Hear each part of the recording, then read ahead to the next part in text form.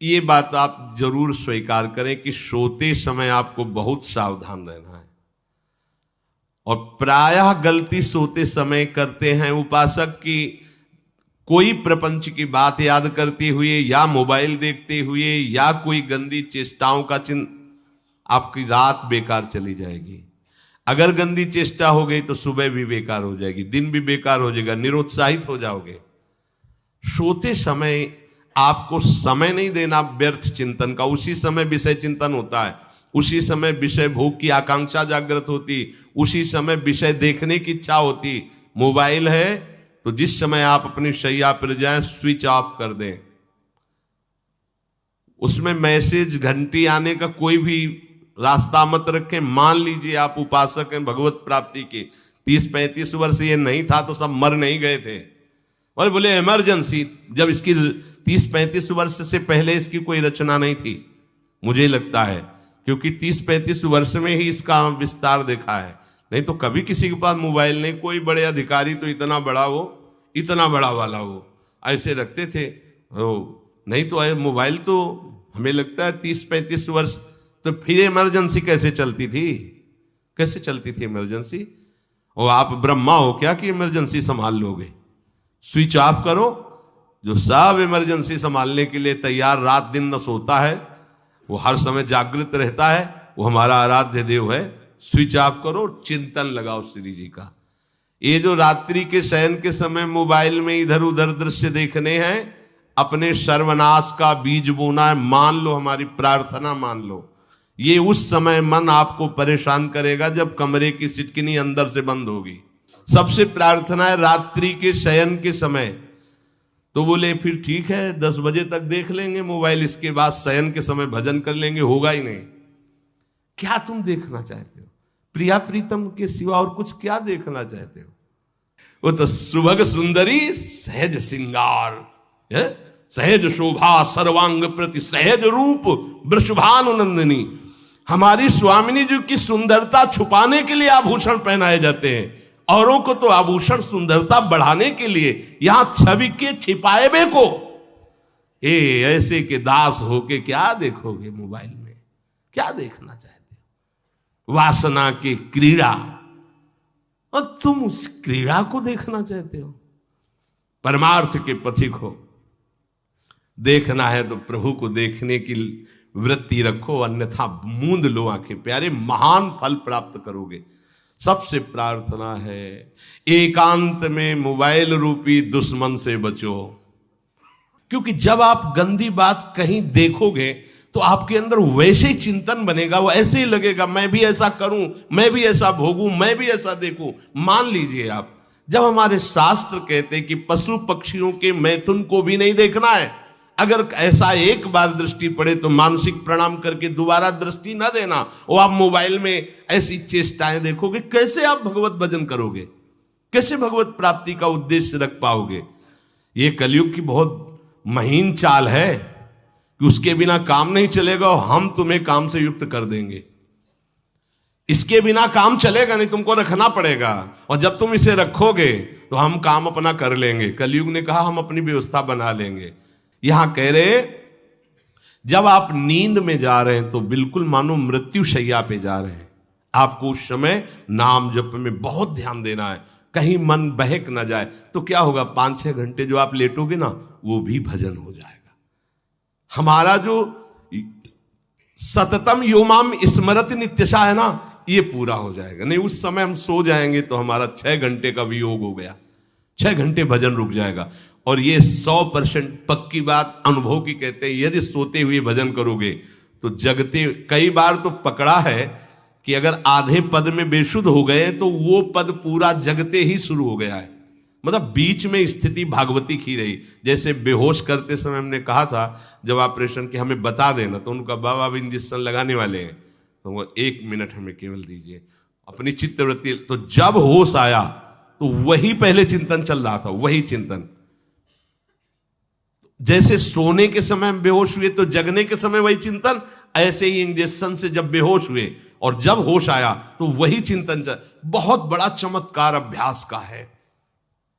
नींद खुले तब से लेकर गाढ़ नींद आने तक स्मरण में कभी रुकना नहीं। और आपको एक छूट दे रहे हैं। कभी कभी क्या होता है कि एक मंत्र में, एक नाम में जैसे बहुत देर अभ्यास करते हैं तो मन उबने लगता है। इसका स्वभाव है, ये अनुभव की बातें कहते हैं। इसका स्वभाव है नवम नवम, नहीं तो ये मतलब, तो इसको हम लोगों ने कैसे फंसाया है। जैसे गुरु मंत्र जप रहे, अब 2-3 घंटे लगातार गुरु मंत्र जप, अब इसको उबन बढ़ी, अब ये छोड़ रहा है, बीच बीच में पता चलता है छोड़ना चाहता है, छोड़ रहा है, तुरंत इसको नाम में फंसाया। अब थोड़ी देर नाम में चला, फिर उभरा, बहुत विचित्र है ये, अब उसको फंसा दिया। उस पीछे की बात अभ्यास के समय, नमामि समीशान निर्वाण रूपम विभुम व्यापकम ब्रह्मवेद स्वरूपम। चिंतन, पदगान कर रहे, ये भगवान शिव पदगान कर रहे हैं, और उसका चिंतन, निर्वाण रूपम विभुम व्यापकम ब्रह्मवेद स्वरूपम।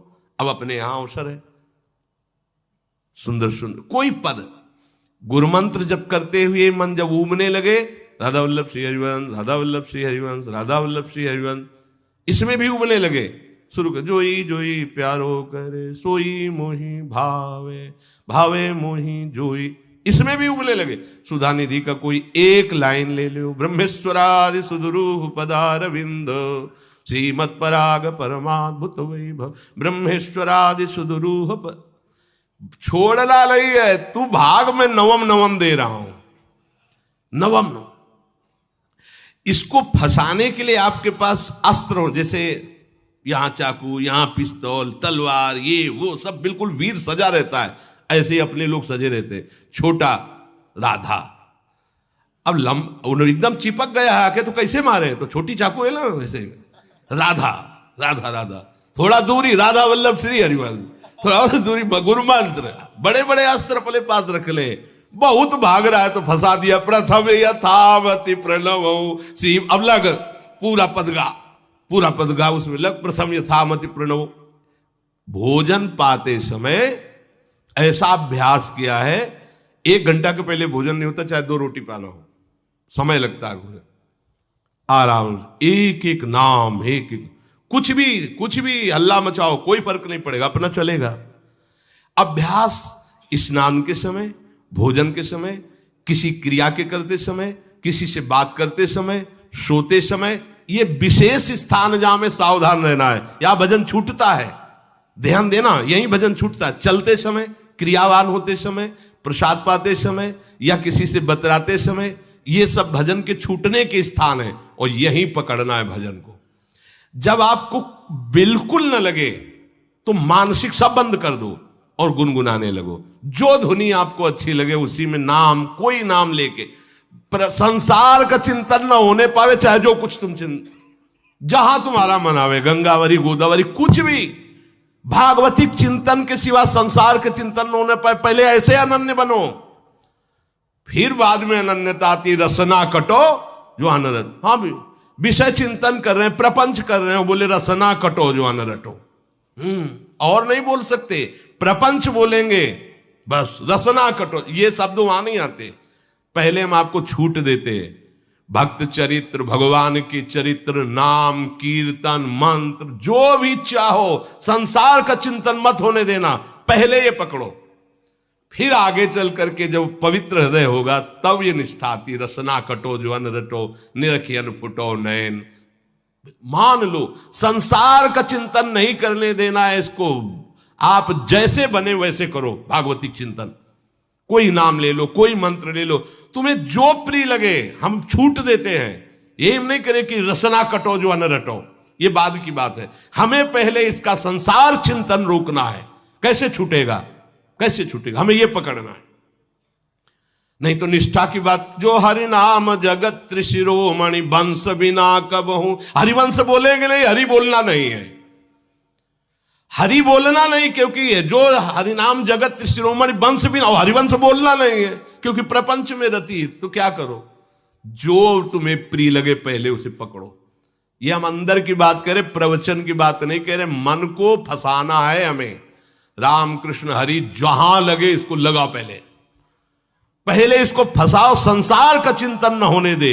गीता भागवत भक्त चरित्र कुछ भी कहीं भी इसे फंसाओ, पहले संसार का चिंतन न होने दो, फिर लाओ इसको घुमा के निकुंज वाटिका में। फिर तो भागेगा ही नहीं, फिर नहीं भागेगा। अब सीधे निकुंज वाटिका में किसी महाभाग्यशाली गुरु आश्रित का लगेगा, अन्यथा बहुत प्रपंची मन है। आप आश्रय इधर का लोगे, प्रपंच का चिंतन करोगे, बात बनेगी नहीं। चिंतन छोड़ना है हमें, जैसे बने तैसे संसार का चिंतन छूट जाए तो हम विजय को प्राप्त होंगे। ध्यान दीजिए, इस परमात्म तत्व को वही प्राप्त कर पाता है जिसका राग बीत गया है, खत्म हो गया है, वैराग्यवान। ज्यादा परिश्रम नहीं है वैराग्य में, विवेक नहीं होने के कारण हम वैराग्य नहीं धारण कर पाते। हम बाहरी बातों को वैराग्य ले लेते हैं, ऐसा कपड़ा बदल लेना या कपड़ा ना पहनना या लौकी का कमंडल, मिट्टी का पात्र, तो हम अपने को वैरागी। बात यहां नहीं रुकेगी। वैराग्य का इतना ही मतलब नहीं, ये भी एक बाह्य अंग है वैराग्य का, पर वैराग्य का सच्चा स्वरूप है वीतरागा। कहीं कुछ भी अच्छा नहीं लग रहा, कोई भी सुख आकर्षित नहीं कर रहा, लोक लोकांतर की प्रतिष्ठा, मान, सुख, ऐश्वर्य, व्यक्ति, कुछ अच्छा नहीं। राग खत्म हो गया। ऐसा उस अक्षर ब्रह्म को, अविनाशी तत्व को जान पाता है। जगते भयो फिरे बैरागी। जैसी हरिवंश प्रपंच बंच सब ये काल ब्याल को खायो। हालत यह है कि जैसे सांप ने मेढक को पकड़ रखा और मेढक सामने पतिंगा को, कीड़े को पकड़ना चाहता है। उसे यह पता नहीं कि मैं खुद किसी का कवल बन चुका हूं, वो एक झटके में मुझे अपने पेट में ले जाएगा। ऐसे ही हम सब हैं, काल के द्वारा ग्रसित है। काल ने हमें पकड़ रखा है, पर हम भोग भोगना चाहते हैं। हम नाना प्रकार की मान प्रतिष्ठा पाना चाहिए, ये पता नहीं एक झटके में हमारा अस्तित्व ही खत्म हो जाएगा। जिनके अंतःकरण में किसी भी व्यक्ति, वस्तु, स्थान, पद, प्रतिष्ठा का राग ही नहीं रह गया है, उसे कहते हैं वैराग्य वान। वीतरागाह, राग ही नहीं है। जिनका अंतःकरण निष्पाप निर्मल हो चुका है, जिनके हृदय में केवल भगवत प्राप्ति की उत्कट लालसा जागृत हो गई है, ऐसा साधन संपन्न उपासक परमात्म तत्व में प्रवेश पाता है। अध्यात्म मार्ग की ऊंचाई पर वो स्थित हो जाता है। यदि छंतु ब्रह्मचर्यम चरंती, जिनकी इच्छा एकमात्र भगवत प्राप्ति की है, यदि छंतो, तो उनको क्या करना होगा? ब्रह्मचर्यम चरंती, ब्रह्मचर्य का पालन करना होगा। प्रत्येक इंद्रियों का निर्विषय हो जाना वास्तविक ब्रह्मचर्य है। केवल जनेंद्रिय से ही ब्रह्मचर्य को नहीं लेते। हमारी प्रत्येक इंद्रिय भोगों से रहित होकर भगवत अनुराग में, नेत्र प्रभु को देखना चाहते हैं, त्वगेंद्री प्रभु को स्पर्श करना चाहती है, घ्राणेंद्री प्रभु के श्री अंग की गंध पाना चाहती है, श्रवणेंद्री प्रभु के वचन सुनना चाहती है। एक एक इंद्रिय अपने प्रभु में लग गई, अंतर्मुख हो गई, बाहर विषयों का त्याग हो गया। इसे ब्रह्मचर्य कहते हैं। पर प्रारंभिक ब्रह्मचर्य में जनेंद्रिय का ब्रह्मचर्य अत्यंत आवश्यक है। यदि जनेंद्रिय जन्य व्यभिचार दोष से युक्त है तो कदापि उसे भगवत प्राप्ति नहीं हो सकती। शुभ गति व्यभिचारी शुभ गति चाहे, असंभव।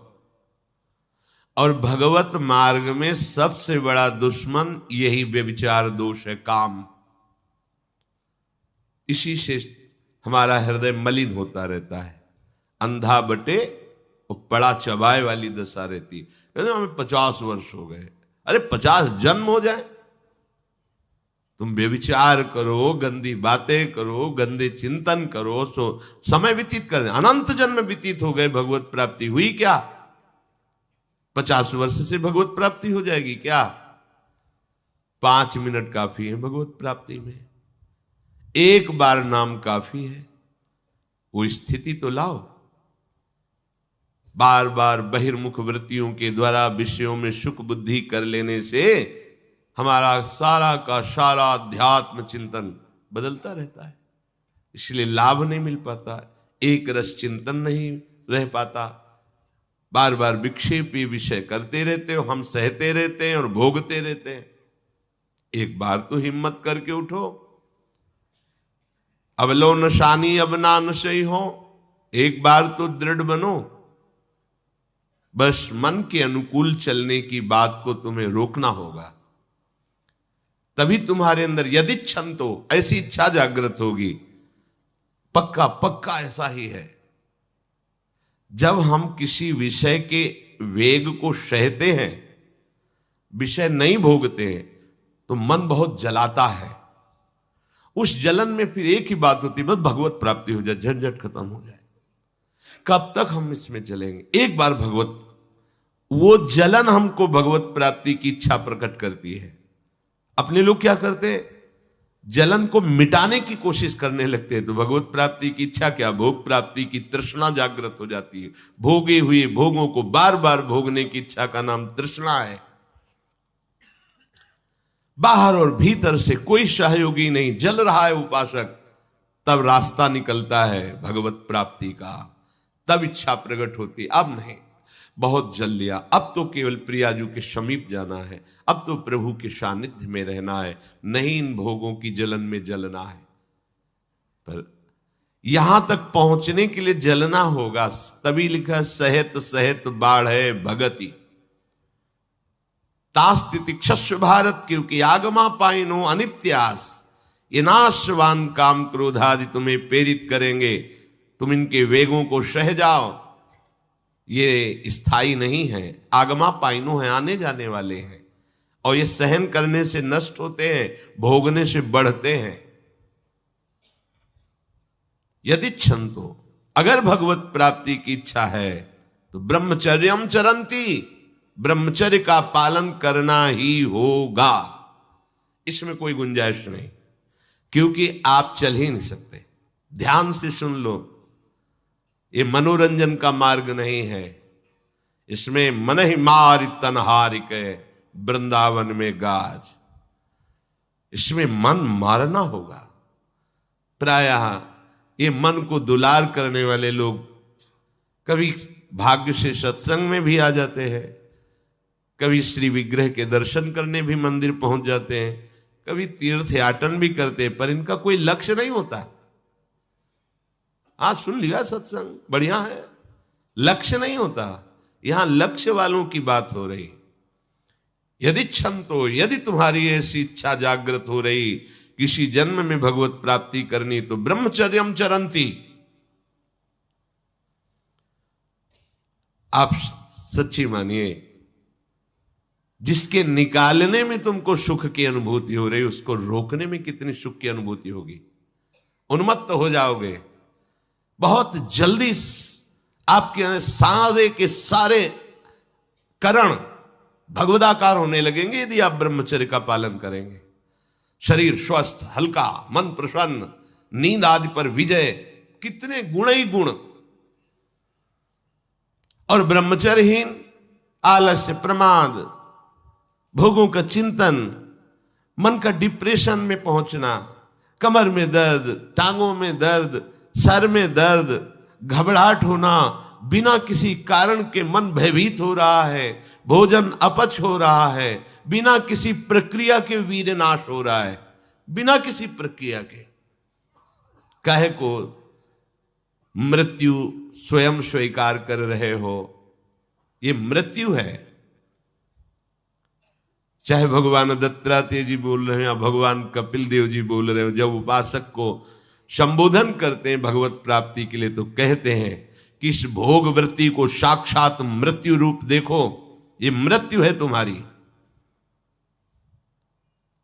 जब शरीर राग त्यागना है तो तुम शरीर से भोग भोगोगे तो आसक्ति शरीर की पुष्ट होगी, आसक्ति भोग सुख की पुष्ट होगी, है नहीं।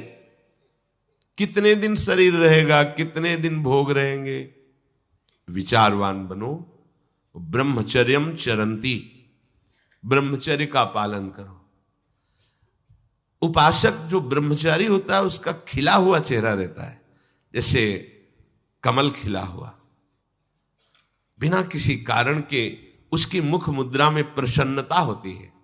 जो ब्रह्मचर्यहीन होता है बुझा हुआ चेहरा होता है, तेजहीन, बिना किसी कारण के वो शोकग्रस्त लगता है। बैठा है, आपको लग रहा है शांत है, लेकिन आप चेहरे को देखो, वो एक शोकग्रस्त है, कुम्हलाया हुआ चेहरा, अशांत चेहरा। मुख प्रसन्न, तन तेज विराजा, यह है ब्रह्मचर्यम चरंती, भगवत आराधन संपन्न उपासक का। जैसे आग में पैर रखते हुए कोई चले तो कैसे चलेगा, ऐसे ही ब्रह्मचारी की पहचान है। इतनी स्फूर्ति उसके अंदर होती, जैसे आग में चलने वाला पूरा पैर नहीं रख पाएगा, अगला कदम रख देगा क्योंकि ताप लग रहा है, ऐसे उसकी स्फूर्ति होती पैरों में। उसकी आंखें एकाग्र रहती है, चंचलता इधर उधर या बार बार झपकना यह विषयी पुरुष का लक्षण है। बार बार पलक झपकना यह विषयी पुरुष का लक्षण है। इधर उधर ताक झांक, चंचलता, ऐसा बैठे तिनका तोड़ रहा है, पैर हिला, ये सब विषयी पुरुष के लक्षण है। ये तो बिल्कुल साधारण स्पष्ट दिखाई देता है आदमी विषयी है या ब्रह्मचारी, एक सेकंड में लक्षण होते हैं। आपको जब भगवत मार्ग का अवसर मिला है तो गृहस्थ हो, संतान हो गई, ब्रह्मचर्य से रहो। नहीं चाहिए संतान तो भ्रूण हत्या, गर्भ हत्या जैसे महापाप करने की क्या जरूरत है। उसी वीर से संतान उत्पन्न होती है जिसको आप नष्ट कर रहे हो, जिसको आप ऐसे पानी में बहा रहे हो, व्यर्थ फेंक रहे हो, तो उसको भ्रूण हत्या का पाप लग रहा है, तो तुमको पुण्य लग रहा है, वीरपात कर रहे हो तुम्हें भी वही हत्या लग रही है, क्योंकि उसमें वही जीवात्मा है जो मां के गर्भ में जाके बालक रूप धारण कर लेती है, उसको तुम नष्ट कर रहे हो। पर बुद्धि भ्रष्ट हो गई है, समझ में नहीं आता, व्यर्थ में वीरपात करते हो, व्यर्थ में। तुम्हारा भजन बनेगा, तुम अध्यात्म के योगी बनोगे, मजाक है अध्यात्म का मार्ग। होश में हो जाओ, ये मन के दुलार को बंद करो। जब तक इच्छा ही नहीं भगवत प्राप्ति की तो फिर तुम कैसे भगवत प्राप्ति कर पाओगे। भगवत प्राप्ति की इच्छा कैसे होगी जब तुम्हारी इस तरह से निंदनीय वृत्तियां हैं। इंद्रियों को दुलार कर रहे हो, मन को दुलार कर रहे हो, भगवत प्राप्ति चाहते हो, आचरण नीच और चाहते हो उच्च पदवी। सावधान हो जाओ।